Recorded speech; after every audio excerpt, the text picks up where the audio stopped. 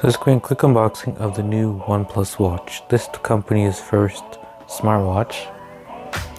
Previously they released like audio products like earbuds and that type of stuff.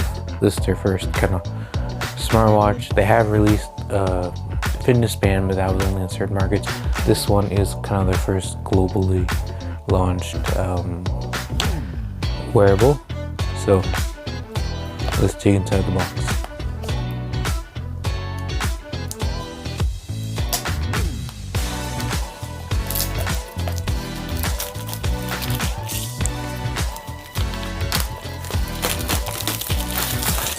So some of the specs of the OnePlus watch: it has a 1.39-inch AMOLED display.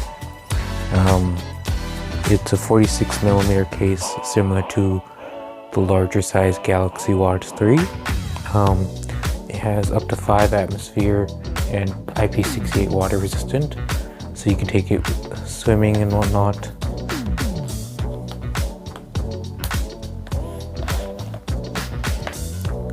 It comes with 4 gigabytes of internal storage, which you can use to store music on, and then you can connect Bluetooth headphones to the device.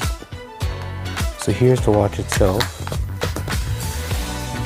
So on the right here you have one button, here's the second button. The top button does app list and main dial. The bottom button is the power key and function key.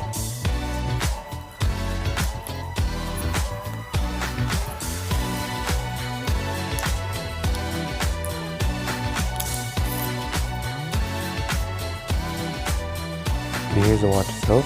As you can see, that's that 1.39-inch AMOLED display. You have heart rate sensors and all types of different tracking. You can get up to 14 days of battery life depending on usage on the watch. And if you need to charge it, it has OnePlus's Warp Charge to get you 50% battery life in 20 minutes. Also inside the box you get just some manuals and stuff. Not much to look at. And then here is the charging pad.